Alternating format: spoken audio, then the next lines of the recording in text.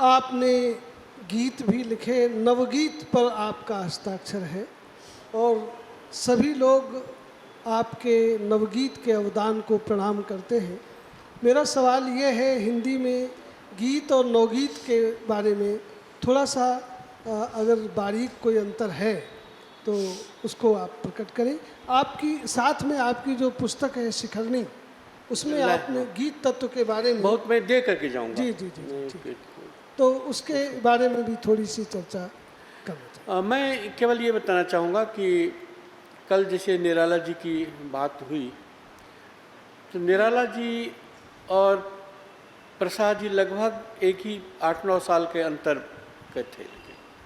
लेकिन निराला जी की विशेषता ये थी कि वो आए थे बंगाल से, और बंगाल जो है सारी जो नई चेतना है साहित्यिक, उसको ग्रहण करने वाला क्षेत्र था। वो उपन्यास का भी कंसेप्ट हिंदी में बंगला से ही आया था।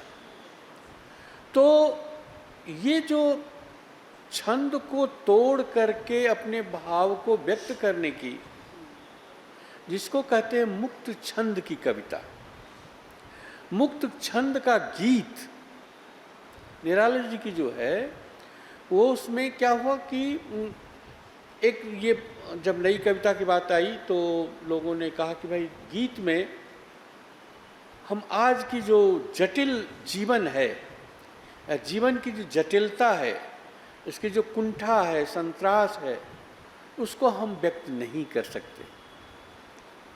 तो उसके लिए नवगीत ने अपने को तैयार किया, और नवगीत ने के जो रचनाकार सब थे, उन्होंने जितने भी तरह के आयाम हो सकते हैं सभी पर रचना लिखी।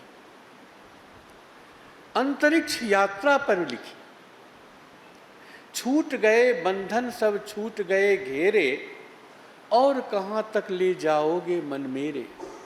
अंतरिक्ष, जब हम गुरुत्वाकर्षण से मुक्त होते हैं, छोड़ो बातें दुनिया भर की, ये डॉक्टर शंभुनाथ सिंह, पहला भी गीत जो है उन्हीं का था, ये दूसरा भी, कि छोड़ो बातें दुनिया भर की, आओ कुछ बात करें घर की।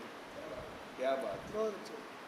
जब बाहर से सब कुछ ला रहे थे, तब नवगीतकार ने ये कहा कि भैया उतने ही लाओ जितना कि गांधी जी ने अनुमति दी है कि खिड़की खोलो, ये नहीं कि दीवार ही तोड़ दो, ये कुछ रहे ही नहीं। तो ऐसी परिस्थिति में नवगीत ने उस चैलेंज को, चुनौती को लिया और उस तरह के गीत लिखे गए जो कि एक तरफ वो आंचलिकता को लिए हुए था। ठाकुर प्रसाद सिंह बहुत बड़े नवगीतकार हुए प्रारंभिक उसमें। उन्होंने संताल परगना के जो आदिवासी जीवन है उनको अपने गीत का केंद्र बनाया, और वहाँ से उन्होंने ऐसे ऐसे बिंब लिए जो कि हिंदी कविता में उससे पहले कभी थी नहीं। डॉक्टर शंभुनाथ जी की मैंने बात कहा कि एक से एक उनका गीत है, वो हुए। फिर ये भदौरिया जी, श्री बहादुर सिंह भदौरिया हुए, वीरेंद्र मिश्र, अणुबम के जो गीत है, अणुबम तक का उन्होंने प्रयोग किया है। तो क्या हुआ था कि जो निराला जी ने काम किया वो ये किया कि एक विद्रोह किया प्राचीन जो परंपरा थी उससे। वो छंद की भी परंपरा थी, वो भाव की भी परंपरा थी, वो अभिव्यक्ति की भी परंपरा थी, उससे विद्रोह किया, और उस विद्रोह के कारण ही आधुनिकता आई। आगे अगर आए तो उसका एक पीठ जो था, पीठिका तैयार की थी निराला जी ने, वरना प्रसाद जी तक तो नहीं था कुछ। वो तो वही चल रहा था कि बीती विभावरी जागरी, अंबर पनघट पर डुबो रही तारा घट उषा नागरी। ये इस तरह के गीत लिखे जाते थे उनके तमाम, और उसका अपना एक ढंग है, उसको अपना कहने का ढंग है, त्वरा है, उसकी शब्दावली है। निराला जी ने उसको किया, क्यों कि वो जहाँ से आए थे उसके बिंब थे उनके पास, उसकी शब्दावली। कल मैंने उसकी थोड़ी सी चर्चा भी की यहाँ पर। शब्दावली नई थी उनकी, और छंद तोड़ने की, क्योंकि वो संगीत के बहुत बड़े जानकार थे। लोगों को नहीं मालूम है वो जिस महिषादल में स्टेट में रहते थे, तो वहाँ राजा साहब को भी हारमोनियम बजा कर गाने का शौक़ था। और ये छोटे से थे तो ये भी सीखते थे सर, और राग रागिनी का ज्ञान था इनको बहुत अच्छी तरह से। और वहाँ से इन्होंने शुरू किया, और छंद की संस्कृत का ज्ञान जो है वो उसके इन दोनों के कारण संगीत और संस्कृत ने निराला को एक विशेष दिशा में आगे बढ़ने के लिए प्रवृत्त किया।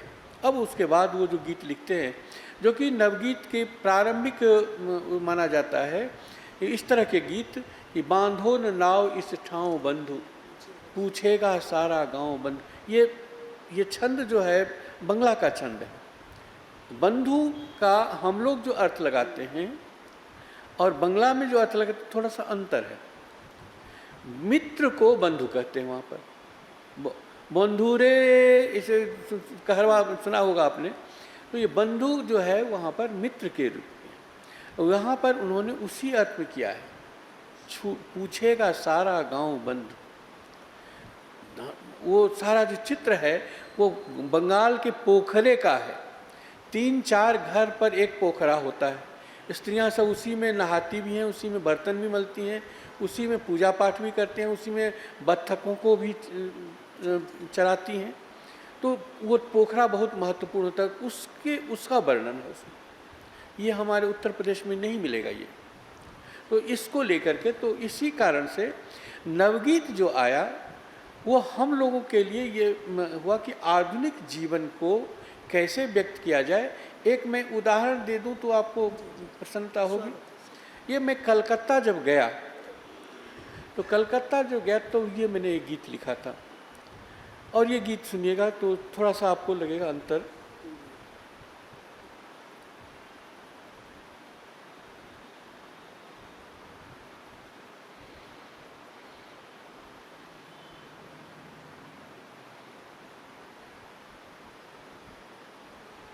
वो मुखड़ा ही याद नहीं आ रहा है उसका, मैं आगे बोल दूंगा उसको। तो नकारात्मक और जो जीवन है उसको भी अभिव्यक्त करने का एक, वो मेरे दिमाग में उस डॉक्टर साहब की ही, शंभुनाथ जी का ही गीत छूट गए बंधन से आ रहे हैं, तो जो आगे मैं बोल दूंगा। तो ये अंतर है जो कि नई चीज़ें आई हैं, नया छंद आया है, नए ढंग से सारी बातें हुई हैं, और एकदम नहीं आ रहा है। कोई नहीं, बातचीत में दोबारा कहीं। इसका मतलब कि अब उम्र हो गई है मेरी। नहीं हो एक लाइन इधर से उधर हो जाए फिर पूरा मुश्किल हो जाता है। आज की जो कविता है उसमें गेयता तो है नहीं। आप क्या समझ रहे हैं या क्या कहना चाहेंगे कि इसका कितना बड़ा संकट कविता के सामने और बढ़ने वाला है? कविता के सामने क्या संकट है? हिंदी के सामने संकट है। मैं विराट रूप उसको देखता हूँ। ये 50 वर्षों में, मुझे क्षमा किए जाए, मैं जो स्पष्ट कहना चाहूँगा, हिंदी कविता जहाँ पहुँची थी उससे उर्दू कविता बहुत पीछे थी, बहुत बहुत पीछे थी। हिंदी को छंद मुक्त करके हिंदी कविता को, और ये करके कि हिंदी कविता जो है पाठ्य कविता है, इसको करके समाज से कविता को अलग कर दिया गया। ये एक साजिश मैं मानता हूँ। ये विद्रोह जो है यूरोप का विद्रोह है, लेकिन यूरोप में की स्थिति दूसरी है। यूरोप का बहुत बड़ा इतिहास नहीं है लंबा, हमारे यहाँ उसका वाचिक परंपरा का लंबा इतिहास है, और उसमें हम इसको कविता को अलग करके पाठ्य के रूप में कभी पढ़ने का हमारी यहाँ परंपरा नहीं है, और न प्रवृत्ति है। परिणाम क्या हुआ कि जो छंद को, निराला जी तो संगीत के जानकार थे, छंद के जानकार थे, भाषा के जानकार थे, तो वो तो समर्थ थे, जो कर सकते हैं वो, जो अच्छा जो चित्रकार है, तो जो चित्रकार वो जो एब्स्ट्रैक्ट भी बनाता है तो उसमें भी एक ग्रामर होता है, तो इनके छंदों को भी तोड़, वह आता दो टूक कलेजे को करता पछताता पथ पर आता, इसमें भी छंद है। वो छंद को उन्होंने तोड़ जरूर दिया है, बड़ा कर दिया है, छोटा कर दिया है, लेकिन उसमें प्रवाह है और वो प्रवाह महत्वपूर्ण है। लेकिन जब आप कहेंगे नहीं, प्रवाह भी नहीं होना चाहिए, जैसे बातचीत करते हैं, बोलचाल मैंने वो होते वार्ता का, तो वार्ता का होने पर तो कविता को कैसे आप अलग करेंगे? वो उसी तरह से है जैसे कि बाढ़ आ जाए और बाढ़ पानी जाने के बाद मेड़े टूट जाएं, तो पता नहीं चलेगा कि आपका खेत कहाँ है और हमारा खेत कहाँ से शुरू होता है। तो कहाँ कविता है, कहाँ पद्य है, कहाँ गद्य है, ये जब आपको नहीं पता चलेगा तो ये एक विषम स्थिति थी जिसका आकलन हम लोगों ने आज से 20 साल पहले कर लिया था।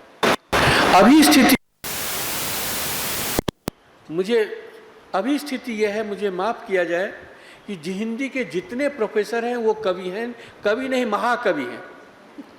उनकी आप कि मैं नहीं कह रहा हूँ, जो स्थिति है कि वो महाकवि हैं, वो अपनी कविता को अपने ही पाठ्यक्रम में डलवाते हैं और उसको अपने से ही पढ़ाते हैं। इससे बढ़ करके निर्लज्जता किसी दूसरी भाषा में, विश्व की किसी दूसरी भाषा में नहीं है। अब ये स्थिति है, हर हिंदुस्तान की आबादी अगर 135 करोड़ है तो उसमें 125 करोड़ लोग कवि हैं। जो कह दे कि मैं कवि हूं, अब किसको आप कहेंगे कि नहीं तुम कवि नहीं हो?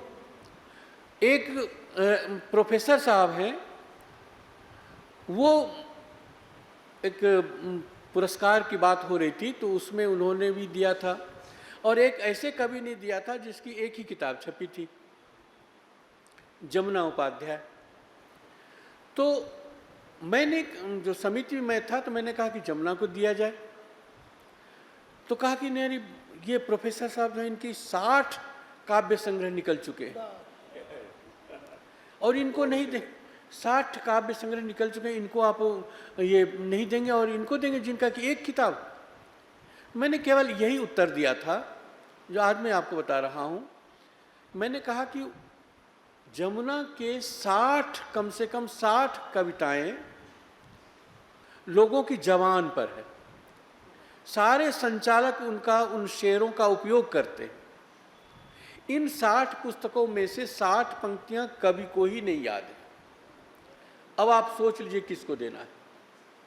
तो हुआ जमुना को दिया गया। ऐसी स्थिति है कि तमाम जो अभी बन रहे हैं परिस्थितियां, उसमें ऐसे लोग भी हैं जो जिनको कि केवल वो कवि नहीं हैं, लेकिन वो कवि होने का शौक़ उनको है। हम क्यों नहीं कवि हों, हमारी कविता क्यों नहीं पढ़ाई जाए। अब जब उनकी प्रोफेसर साहब खुद कवि है तो बुद्धिनाथ को कौन पूछेगा? सड़क तो बुद्धिनाथ कहीं नहीं है, अब कौन पूछेगा? अरे भाई हमारे पर रिसर्च करो, ये वो खुद कहते हैं कि हमारे पर रिसर्च करो तो आसानी से हो जाएगा। ये स्थिति हो गई है हिंदी की, जिसकी कल्पना हम लोगों ने नहीं की थी। और मैं नहीं समझता कि किसी भी भाषा में इतने निर्लज्ज, इतने जिज्ञासाहीन प्राध्यापक हिंदी के और किसी भाषा में होंगे। कोई जिज्ञासा उनके मन में नहीं है कि कुछ सीखें, कुछ जानें। मैं गलत कर रहा हूँ तो आप बताइए, क्योंकि जो स्थिति है वो पढ़ना नहीं चाहते, पढ़ चुके हैं, अब क्या पढ़ें? अरे वो एक, उसमें मेरी एक कविता भी है उस पर, उनके ऊपर, ऐसे लोगों पर, जो अभी संग्रह जो आने वाला है उसमें छपेगा गीत। तो ये स्थिति है। और इसमें हम लोग जो लिख रहे हैं वो आप जैसे वरेण्य को सुनाने के लिए जो उसमें जो आशीर्वाद मिलता है, वो जो आनंद आता है, वही आनंद ही हमको और कुछ नहीं चाहिए।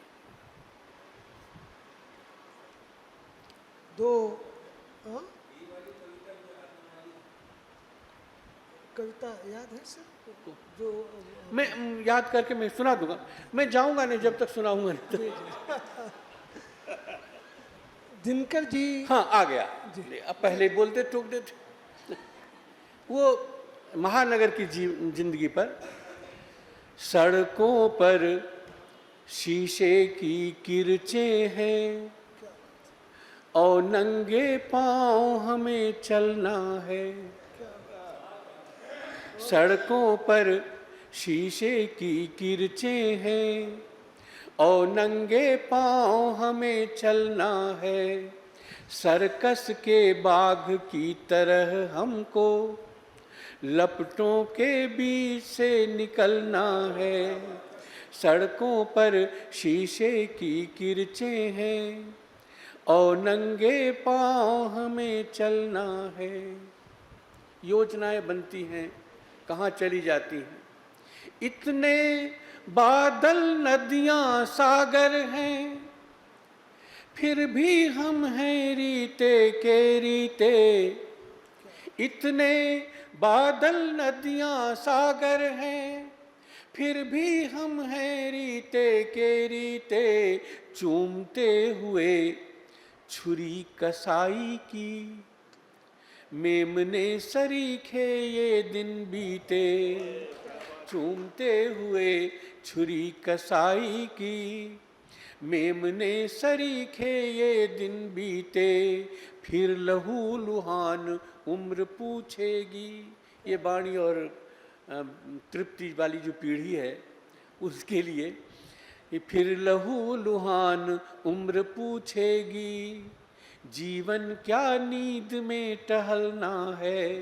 सड़कों पर शीशे की किरचें हैं और नंगे पांव हमें चलना है। सर्कस के बाघ की तरह हमको लपटों के बीच से निकलना है। एहसास बदल जाता है। सूर्योदय हमारे लिए क्या होता है, महानगर में सूर्योदय क्या है, एक मन सुनिएगा। सूर्य लगे अब डूबा तब डूबा और जमीन लगती है धंसती सी। सूर्य लगे अब डूबा तब डूबा और जमीन लगती है धंसती सी। भोर हिंस्र पशुओं की लाल आँखें, सांझ बेगुनाह जली बस्ती सी। भोर हिंस्र पशुओं की लाल आँखें, सांझ बेगुनाह जली बस्ती सी। मेघों से, बड़ी बड़ी अट्टालिकाओं को ध्यान कीजिए कि मेघों से टकराते महलों की, मेघों से टकराते महलों की छाहों में और अभी जलना है। सड़कों पर शीशे की किरचें हैं और नंगे पांव हमें चलना है। अंतिम है कि मन के सारे रिश्ते पल भर में बासी क्यों होते अखबारों से। मन के सारे रिश्ते पल भर में बासी क्यों होते अखबारों से। पूजा के हाथ यहाँ छू जाते क्यों बिजली के नंगे तारों से। पूजा के हाथ यहाँ छू जाते क्यों बिजली के नंगे तारों से। जीने के लिए हमें इस उल्टी सांसों के दौर को बदलना है। सड़कों पर शीशे की किरचें हैं और नंगे पांव हमें चलना है। सर्कस के बाघ की तरह हमको लपटों के बीच से निकलना है।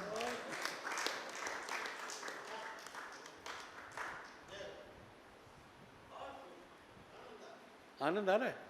अब मैं तो आप ही को देख करके मैं सुना रहा हूँ। नहीं, वो अच्छे गीत और गज़ल के आदमी हैं। आपने कभी गज़लें लिखी हैं क्या? बिल्कुल। अब आपने बातचीत चली जी तो मैं अब छेड़ रहे हैं तो मैं बता रहा हूँ। हुआ ये है कि जैसे ये अभी तृप्ति थी मेरे साथ सवेरे, तो मुझे इसने देखा था वो ड्रेस अलग था, ये ड्रेस अलग है। वो मैं पूरा जीन्स में था। तो मैंने कहा नहीं, कब से मिलने जाऊंगा तो मैं अपने, क्योंकि यहाँ पर मैं उस रूप में पहचाना नहीं जाऊंगा। ठीक है? आपको मैं बताऊं कि जब मैं बीए ऑनर्स में पढ़ता था तो हर युवा के मन में भावना होती है और वो शेर शायरी करता है, कोई नई बात नहीं है। तो मैंने भी हिंदी कविता नहीं लिखी, शेर व शायरी लिखी, और वो शेर व शायरी मुझसे ज़्यादा मेरे मित्रों को याद है। तो मैं लिख कर के कहीं ठीक से रखता नहीं था। अब हुआ क्या, एक गीत में तमाम है, एक गज़ल की मैं दूंगा और एक शेर, 4 पंक्तियां मैं सुनाऊंगा। आप उससे समझ लीजिए कि मेरी गज़लों का क्या स्तर था। हमने यूं इबादत में उसको एक नज़र देखा,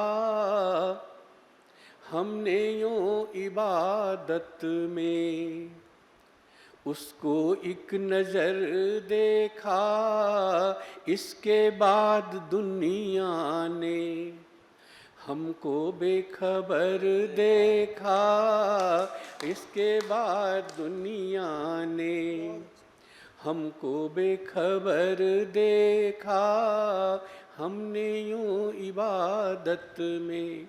शेर सुनिएगा कि रात के मुकद्दर में चांद था न तारे थे, रात के मुकद्दर में चांद था न तारे थे, फिर भी आसमां की तरफ उसने उम्र भर देखा, फिर भी आसमां की तरफ उसने उम्र भर देखा।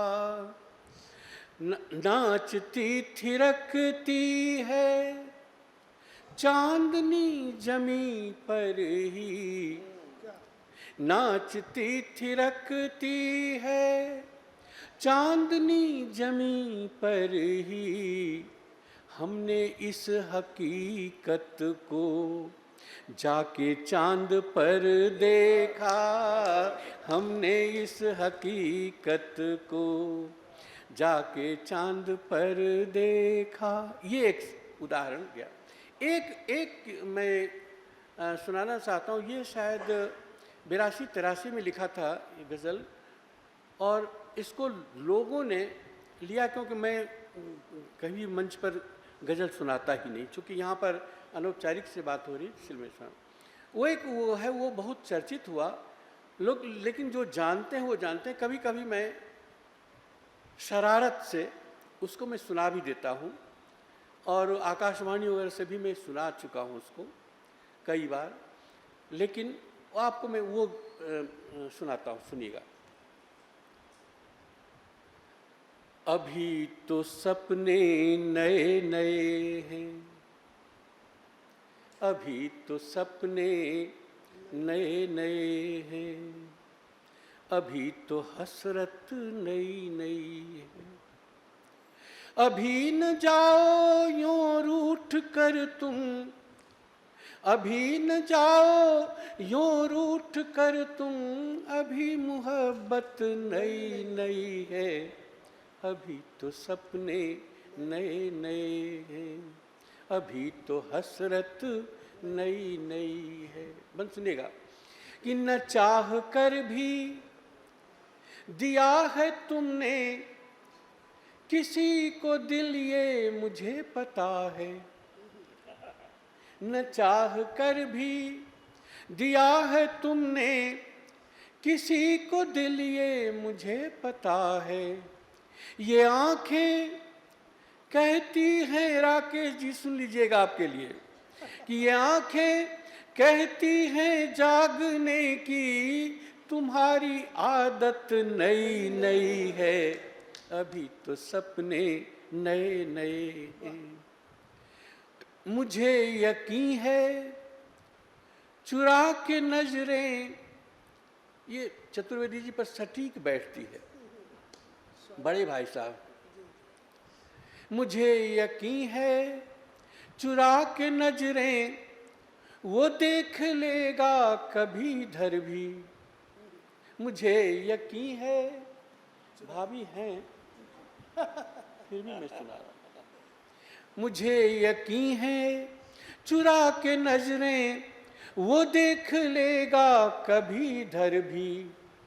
वो देवता है पुराना आशिक, वो देवता है पुराना आशिक, मेरी इबादत नई नई है, अभी तो सपने नए नए हैं, अभी तो। सबसे कीमती शेर मैं सुना रहा हूं, और इसमें एक शब्द आया है, वो है आवे रमा। हमारे नज़ीर साहब, नज़ीर बनारसी जी के गंगा पर एक कविता है, उसमें इसका प्रयोग किया कि पहन के आवे रवां की साड़ी, बहता हुआ पानी को आवे रवां कहते हैं। और ढाका का जो मलमल है उसका भी नाम आवे रवां था। बहुत पतला होता था, पारदर्शी होता था, 5-6 बार लपेटने के बाद भी कुछ कुछ दिखाई पड़ जाता था, इस तरह से। तो उस आवे रवां का प्रयोग किया है, देखिएगा कि ये जिस्म सोने का, ये जवानी चली है आवे रवां पहन कर। ये जिस्म सोने का, ये जवानी चली है आबे रवां पहन कर, चली है आबे रवां पहन कर। बचा के रखना बुरी नजर से, बचा के रखना बुरी नजर से, तुम्हारी दौलत नई नई है, अभी तो सपने नए नए हैं। बचा के रखना बुरी नजर से, तुम्हारी दौलत नई नई है, अभी तो सपने नए नए हैं। अंतिम अजीब, ये इस संस्था पर भी लागू होती है, देखिएगा कि अजीब शय है। दूसरी जगह जो दूसरे लोग होते थे इतने बड़े परिसर का उपयोग माल बना करके करते, अरबों रुपया कमाते, लेकिन ये लोग ऐसे हैं कि वो अपने उससे हटते नहीं, लीक से किताबें पकड़ कर रहेंगे। तो सुनिए, अजीब शय है ये बुत परस्ती, दिए जलाए हैं आंधियों में। अजीब शय है ये बुत परस्ती, दिए जलाए हैं आंधियों में। बुझा बुझा के थका जमाना, बुझा बुझा कर थका जमाना, हमारी हिम्मत नई नई है, अभी तो सपने नए नए हैं, अभी तो हंस। इस तरह से बहुत सारी गजलें लिखी हैं। जी जी हाँ? कह रहे हैं कि इंटरव्यू बहुत अच्छा किया आपने। अब ये सारा श्रेय तो सबको जाता है, हमारा निवेदन उन्होंने स्वीकार किया, ये उनकी मानता है। हाँ जी सर। मैं अब ये माइक आप सबको देता हूँ। हाँ, किसी के कोई सवाल हो, हाँ, कोई कहीं कुछ बीच गीत में सुनना चाहें, कोई चुभन हो, हाँ भदौरिया जी लीजिए। नहीं तो मैं अपने एक गीत से मैं समाप्त करूंगा, लेकिन पहले आप जो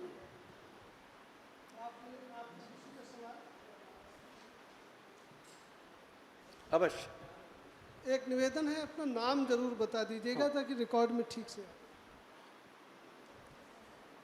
इधर आ जाए।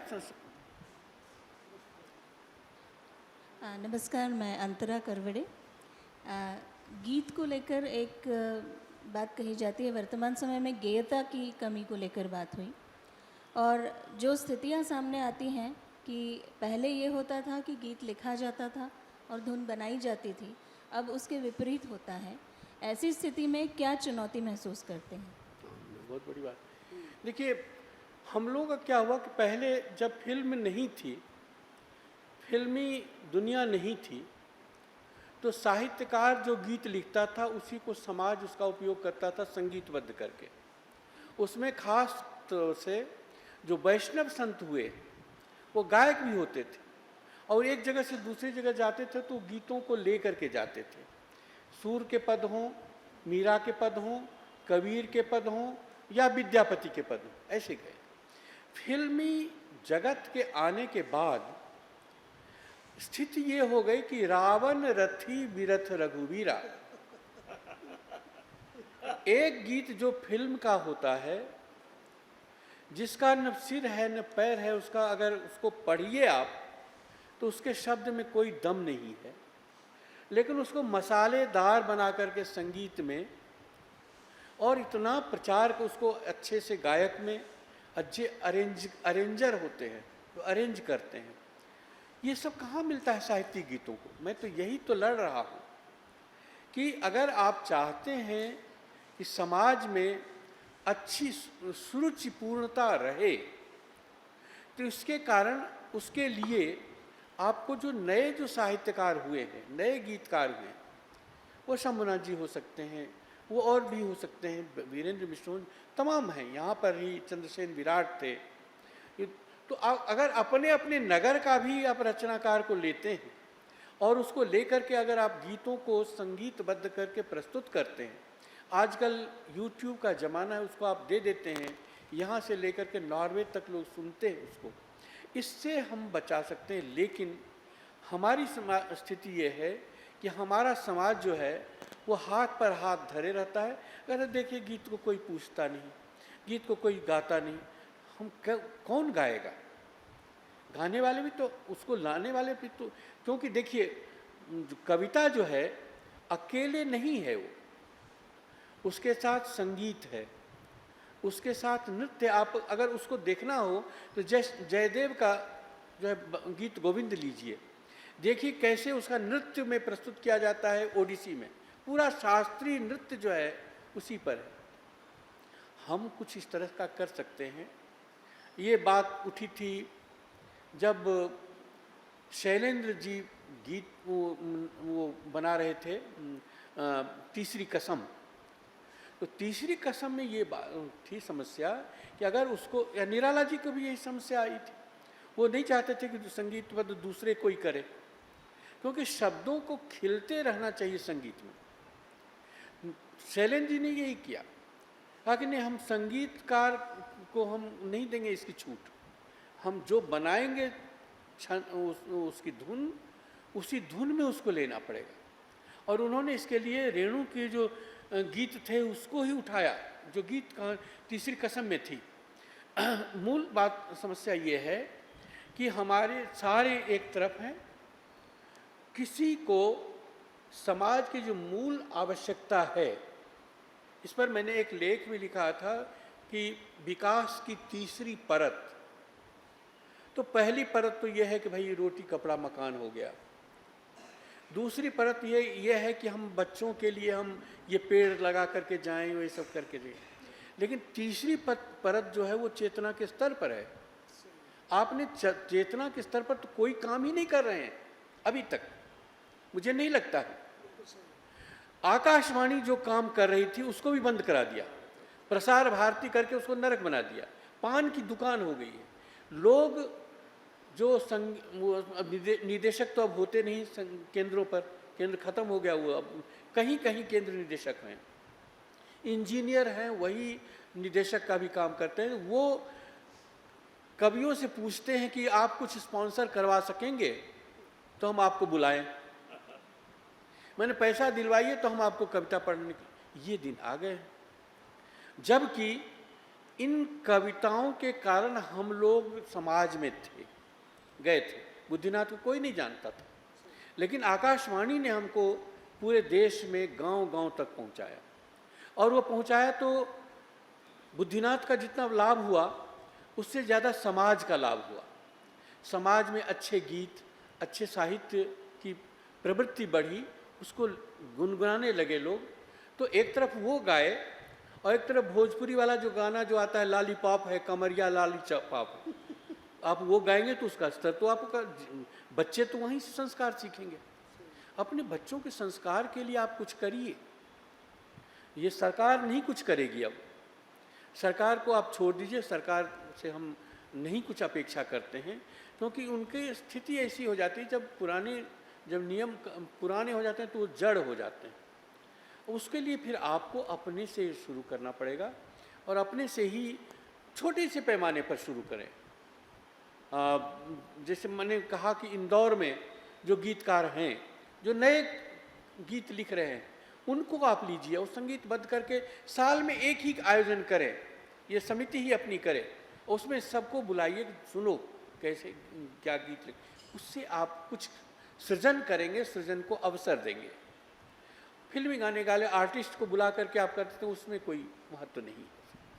तो ये चीज़ जो आपने कही ना, कि हमारी समस्या वही रावण रथी विरथ रघुवीरा है। एक गीत फिल्म में बनता है, उसका कॉस्ट जो है 1.5 करोड़ 2 करोड़ होता है। 25-25 लाख गायक गायिका लेती है, अरेंजर लेता है, म्यूजिशियन लेता है, टेक्निकल लेता है, स्टूडियो लेता है, और फिर उसको प्रसारित करने में जो मीडिया है वो भी उतना ही लेता है, 50 लाख।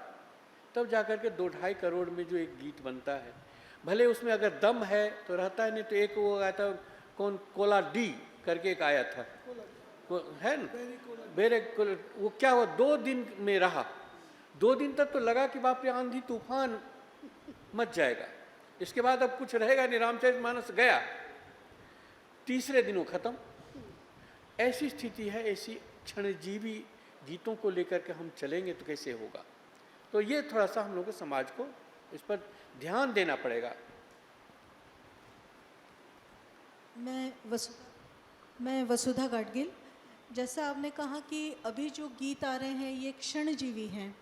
हम लोग मराठी साहित्य से भी जुड़े हैं। मराठी कविताओं को लेकर हम देखते हैं कि मंगेश पाडगांवकर जी की बात करें या शांता शेळके की बात करें या इंदिरा संत की बात करें, तो वे गीत आज भी हमारे होठों पर रहते हैं।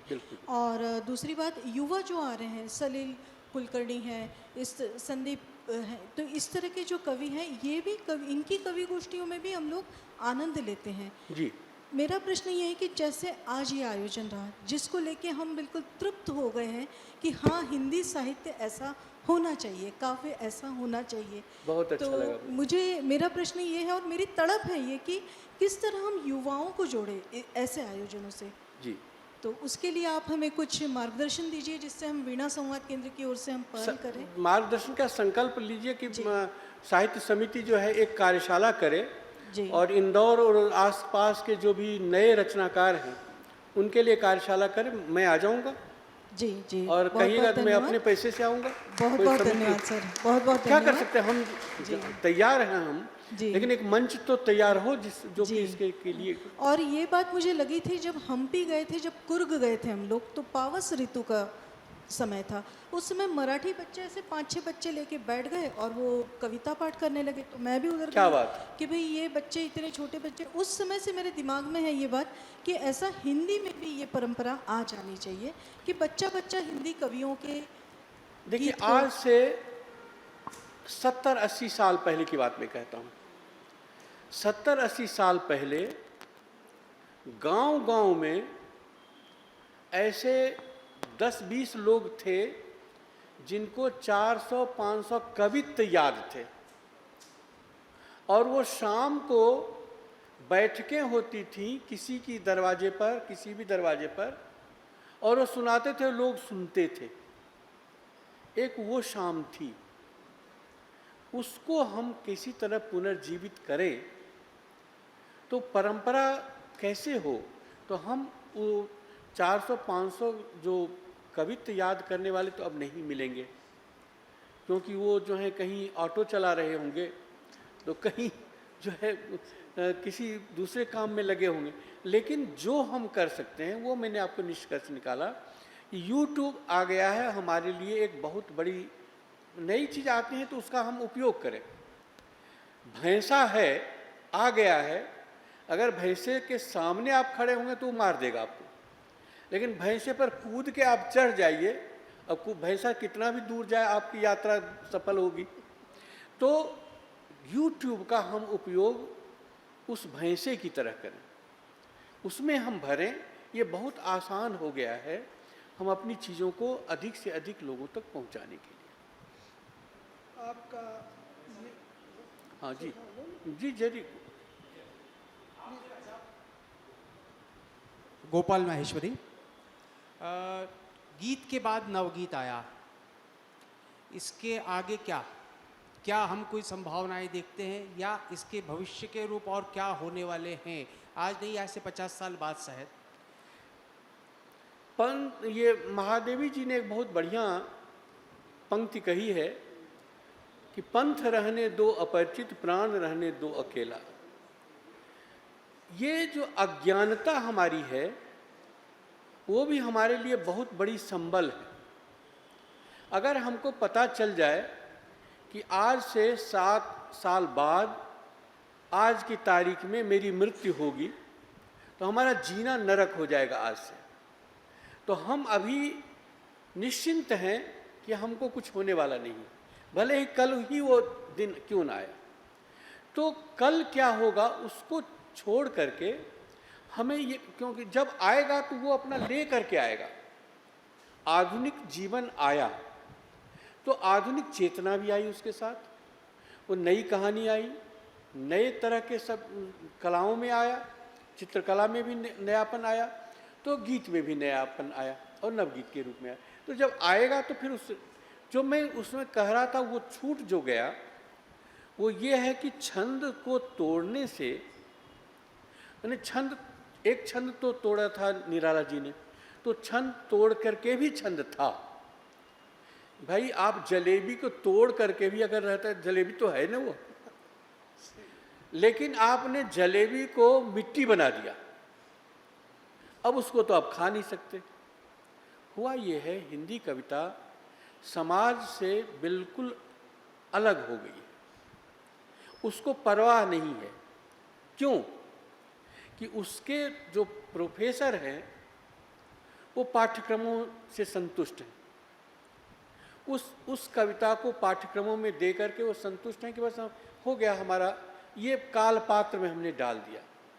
पाठ्यक्रम हमारे कविता को चिरजीवी नहीं बनाते हैं, चिरजीवी बनाते हैं समाज के अधर। समाज के ओठ पर जब तक नहीं आएंगे कोई रचना, तब तक वो अमृत को प्राप्त नहीं करेगी।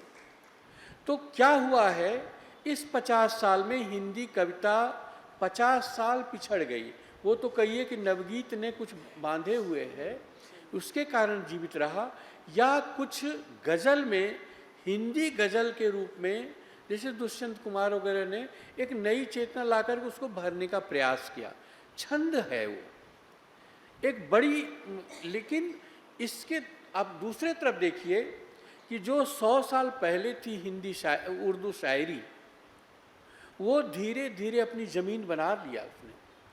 आज आप मीडिया में देखिए तो उसके गायक हैं, वो एक से एक गायक हैं, जो कि लोकप्रिय गायक हैं, वो गज़ल सुनाते हैं। आपके जो गायक हैं वो या तो भजन सुनाते हैं या गज़ल सुनाते हैं, मैंने आधुनिक साहित्य से उसका कोई मतलब नहीं है।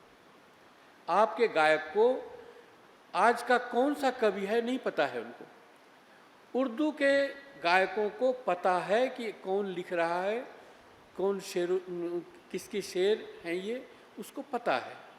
हमारे यहाँ कोई साहित्य से कोई, एकमात्र मुझे गिरजा जी मिली थी। गिरजा देवी जी की विशेषता थी कि वो साहित्य से समकक्ष ज्ञान रखती थी, और जहाँ कहीं भी उनको लगता था कि प्रश्न कोई पूछना तो मुझे फ़ोन से पूछती थी, या कोई जटिल और जटिल हुआ तो मुझे बुला करके का हुई यहाँ पर, ये उनमें था। और वो बहुत बाकायदे जब कहीं बिहार में जाती थी तो मेरा नाम लेकर के, हमारे भाई आप बिहार के देहल हो, ये कहती थी। ये जो अपनत्व है वो संगीतकार और गीतकार में, यानी कवि में और गायक में वो हिंदी में टूट गया है। वो सीधे जाते हैं भजन गाने के लिए या फिर आते हैं तो गजल गाने। भाई हिंदी में कुछ हो रहा है, हिंदी में गीत का एक बहुत बड़ी परंपरा रची गई है, उससे तुम कैसे दूर रहो। और इसी कारण से उनका कोई जो वजूद नहीं है, उस गायकी का कोई वजूद नहीं। ये समस्या हुई है कि वो हिंदी कविता जो है इसीलिए समाज में पिछड़ गई है। हमको तकलीफ इसी की है। हेलो, मैं एक प्रश्न करता हूं सर। मैं गिरेंद्र सिंह भदौरिया, प्राण। आप चूँकि साहित्यिक रचनाएं भी करते हैं, गोष्ठी रचनाएं भी करते हैं, प्रकाशन योग्य रचनाएं भी आपकी मिलती हैं, आपने मंचों पर भी अच्छा प्रभाव छोड़ा है। एक समय था जब हमारे देश में महादेवी वर्मा जी को बुलाया जाता, तो इसलिए बुलाया जाता था कि कवि सम्मेलन में गंभीरता बनी रहे। जी। आज की कवित्रियां भी आती हैं, आज उनको इसलिए बुलाया जाता है कि मंच हल्का फुल्का हो, मंच की गंभीरता को नष्ट करने के लिए प्राय अब ऐसी मानसिकता श्रोताओं की भी बन गई है और कवि लोग भी कुछ ऐसे आ गए हैं जो साहित्य की परिधि में न आते हुए भी साहित्य के उच्च दीप्तिमान बने हुए हैं। ऐसी स्थिति में हम मंचीय जो साहित्य की परोसदारी चल रही है उसमें किस प्रकार से परिवर्तन लाएं जो हम जनता में कवि होने का, सच्चे कवि होने का गौरव स्थापित कर सकें। जी, बहुत अच्छी, भदौरिया जी ने बहुत महत्वपूर्ण बात कही और प्रश्न उठाया है। देखिए, उसका कारण क्या हुआ। कारण जो है वो ये है, अगर मेरी वो जो शिखरणी मेरा काव्य संग्रह है उसकी बहुत लंबी भूमिका है, करीब 26 पेज की। उसमें इन सारी बातों को मैंने लिया है। हुआ क्या है, वहाँ जो जहाँ पर ये गंगोत्री थी, गंगोत्री से ही पानी, खारा पानी चला। कविता की समझ कौन पैदा करता था? अध्यापक करता था कक्षा में। ऐसे अध्यापक होते थे वो बिहारी के दोहे को इस तरह से रस लेकर के सुनाते थे कि वो उसको एक वो सीधे आत्मसात हो जाता था बच्चे को। कविता का रस लेना अध्यापक सिखाते थे।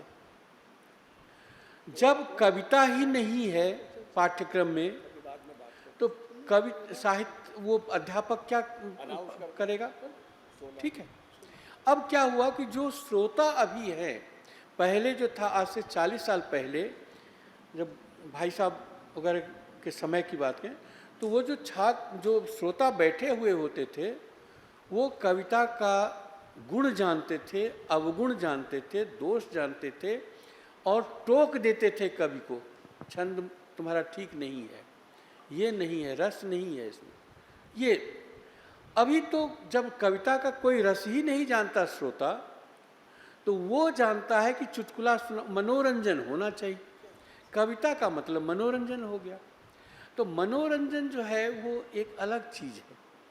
उसके लिए लाफ्टर चैनल वगैरह सब हैं और वो सब करते हैं। आजकल वो कौन शर्मा है, वो एक बहुत बढ़िया निकालता है, वो सबसे बढ़िया कविता है, वो सभी कवियों का बाप है वो।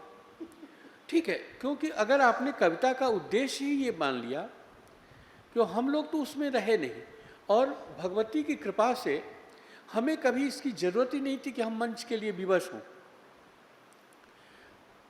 माँ सरस्वती की कृपा से ये बैठे हुए हैं। हम लोग दोनों एक ही संस्था से शुरू हुए थे और यही गीत लिख करके जब मैंने सुनाया था वहाँ पर कल बनारस में, तो जो आज ज्ञान मंडल के जो मालिक थे उन्होंने मुझे बुलवाया। उस समय क्या 20-21 साल की उम्र हो रही होगी मैं, और बुलवाया कि आप हमारे यहाँ साहित्य संपादक हो जाइए, ये ऑफ करके। ये जो था, तो हमको कभी भी उसके बाद आपको मैं बता रहा हूँ कि ये कविता की कृपा से मुझे आज तक कभी भी एप्लीकेशन नहीं देना पड़ा। ONGC जैसी संस्था में भी मुझे पीछे पड़ कर के वो आए कि हमारे यहाँ आ जाइए। तो इसलिए हमको कभी ये नहीं था कि कवि सम्मेलन मिले न मिले, तो जहाँ अच्छे कवि सम्मेलन होते तब वहीं मैं जाता था, जहाँ लगता था कि अच्छे कवि। पहले अच्छे कवि होते थे, कोई एक दो हास्य कवि होते थे, अब वो हास्य का बीच बीच में अपना महत्व होता था, मनोरंजन के लिए हो जाता था।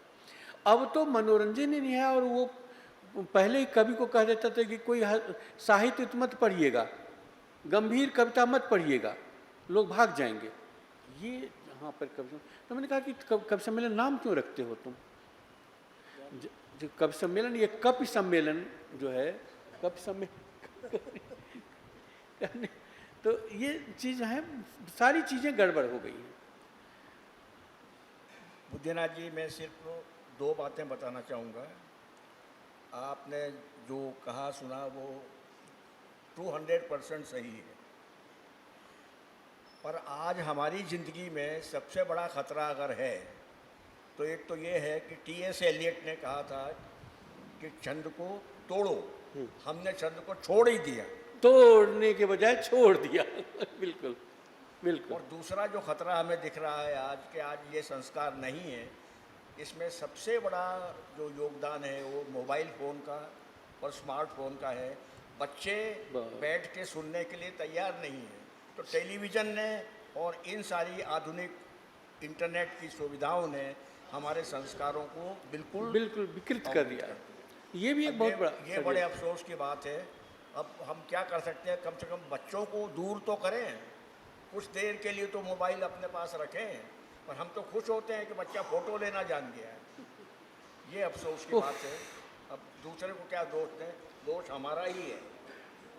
मित्रों, ये सभा सुनाई नहीं, खत्म करें, खत्म करें, ये फिर आएंगे। सभा निरंतर चलती रहे, ऐसी जी जी, इच्छा तो हमारी है, लेकिन हम लोग पुनर्जन्म में विश्वास रखते हैं। 8 बजे से किसी और को अलॉट है, ठीक है, तो वो पार्टी बाहर खड़ी है, ओके। और कविता सुनने की आप लोगों की जो दाम इच्छा है, वो उसका तो हम को प्रणाम करते हैं।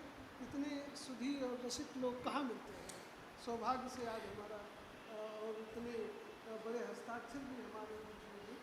तो हम लोग और सुनना चाहेंगे, फिर कभी ईश्वर संयोग बैठा लेंगे, फिर सर को बुलाएंगे और फिर उन्हें कष्ट देंगे और हम उन्हें सुनेंगे, आगे प्रश्न जाएंगे।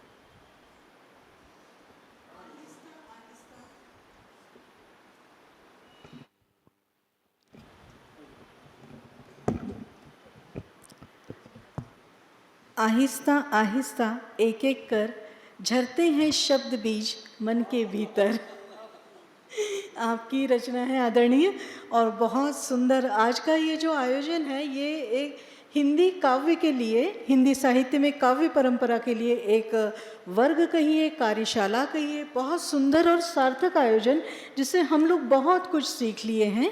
तो अब कार्यक्रम को आगे बढ़ाते हैं। हिंदी साहित्य समिति और वीणा की ओर से कुछ स्मृतियाँ आप लेके जाएं, यही निवेदन करते हैं। और आदरणीय पद्मा सिंह जी और अर्चना जी, आप दोनों से निवेदन है कि आप दोनों स्मृति चिन्ह प्रदान करें।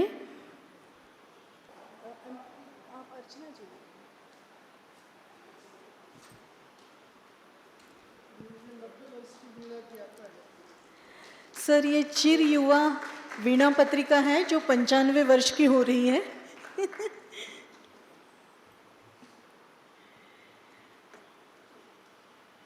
अब मैं आभार प्रदर्शन के लिए हमारी वरिष्ठ लेखिका अंतरा करवड़े जी को सादर निमंत्रित करती हूँ। अंतरा जी, स्वागत है। बहुत बहुत धन्यवाद आदरणीय वसुधा जी। आदरणीय बुद्धिनाथ मिश्र जी जैसे स्वनामधन्य और मूर्धन्य व्यक्तित्व आज इस मंच को समृद्ध कर रहे हैं। आपकी एक बहुत छोटी सी रचना से ही मैं आपको आभार कहना चाहूँगी। बैरागी भैरव, बहकावे में रहमत हारिल, बहकावे में रहमत हारिल, एक बात तू गांठ बांध ले, केवल तू ईश्वर है, बाकी सब नश्वर है।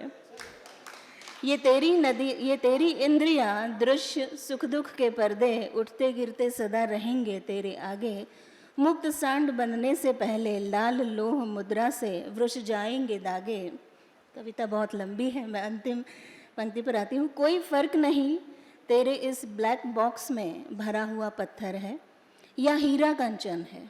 कोई फर्क नहीं तेरे इस ब्लैक बॉक्स में भरा हुआ पत्थर है या हीरा कंचन है। जितना तू उपयोग कर रहा मोहावृत जग में निर्मम हो, उतना ही बस तेरा धन है। एक सांस, बस एक सांस ही तू खरीद ले, एक सांस, बस एक सांस ही तू खरीद ले, वसुधा का सारा वैभव बदले में देकर। बहुत बहुत धन्यवाद आपकी उपस्थिति के लिए। और जैसा कि हमारी औपचारिकता है, इसके अलावा हमारे आदरणीय सूर्य प्रकाश चतुर्वेदी जी, प्रधानमंत्री मध्य भारत हिंदी साहित्य समिति, आदरणीय राकेश शर्मा जी, संपादक वीणा, आपका मैं और वसुधा जी मुख्य रूप से हृदय से आभार व्यक्त करते हैं कि आपने वीणा संवाद केंद्र को इस कार्यक्रम के आयोजन के विश्वास योग्य समझा। बहुत बहुत धन्यवाद। इसके अलावा जितने भी उपस्थित श्रोतागण हैं, समिति के पदाधिकारीगण हैं, आदरणीय ओझा जी, आदरणीय हरिराम वाजपेयी जी, डॉक्टर पद्मा सिंह और जितने भी महत्वपूर्ण हमारे बीच शब्द साधक मौजूद हैं, आप सभी का आभार। कार्यक्रम में हमारे बीच फोटोग्राफी, मंच व्यवस्था समेत प्रत्यक्ष अप्रत्यक्ष रूप से जिस भी पक्ष ने, व्यक्ति ने कार्यक्रम को साकार करने और सार्थक करने में सहयोग दिया, उन सभी का मैं हृदय से आभार व्यक्त करती हूँ।